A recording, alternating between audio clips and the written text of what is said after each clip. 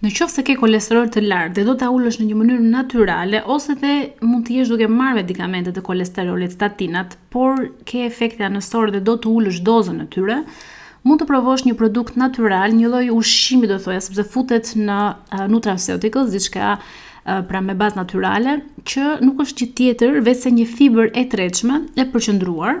Dhe ky produkt për të cilin unë po flas quhet Psyllium Husk dhe është treguar që ul nivelet e kolesterolit. Në fakt, fibrat e tretshme në përgjithësi, jo vetëm Psyllium Husku, janë treguar që mund të ulin nivelet e kolesterolit dhe madje edhe rrezikun për sëmundje kardiovaskulare. Mekanizmi i tyre se si funksionojnë, pra është i thjesht, unë do mundohem ta shpjegoj pak që dhe ju ta kuptoni se si mund të funksionojnë. Kur ne konsumojmë këto fibra të tretshme, në aparatin tretës ato formojnë një masë xheli, pra është një xhel.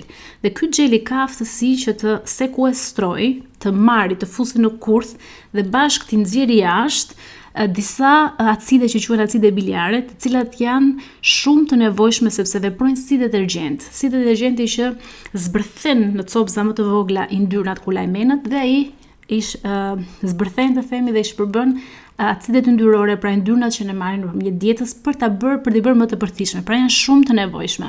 Dhe këto acide biliare, pra kjo është e veçanta, prodhohen nga kolesteroli, i prodhon mëlçia nga kolesteroli LDL. Dhe në këtë formë, duke i nxjerrë në jashtë nga sistemi nëpërmjet këtyre fibrave, ulet niveli i acideve biliare dhe mëlçia çfarë bën? Merr më shumë kolesterol dhe e konverton në acide biliare, pra duke ulur nivelin e kolesterolit. Se sa ulet niveli i kolesterolit, se sa mund të përfitojmë nga kjo lloj fibre, pra Psyllium Husk, varet pastaj nga individi, sepse të gjithë jemi ndryshe, varet nga gjenetika e kolesterolit, nga ushqimi tjetër që ne kemi, dieta, ushtrimet fizike të tjera.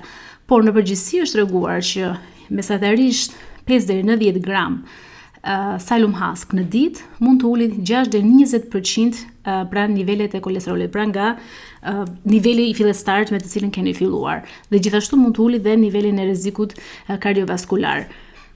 Është interesante sepse sa më shumë të përdoren, tregojnë ka një akumulim të efektit, pra sa më shumë të përdoren aq më shumë ulje sjellin të kolesterolit. Kjo mund të lidhet edhe me rënjen në peshë, sepse tek disa individ sjell dhe një rënje në peshë, duke qenë se të bën të ndihesh më i ngopur, nëse ti edhe e përgatit me ushqime, për shembull ja hedh kosit, përgatit një mëngjes apo diku tjetër, dhe duke mbajtur më të ngopur, ti mund të konsumosh dhe më pak dhe mund të sjell dhe një rënje në peshë. Por efekti kryesor dhe mekanizmi ka të bëjë pra me pastrimin, me largimin e acideve biliare.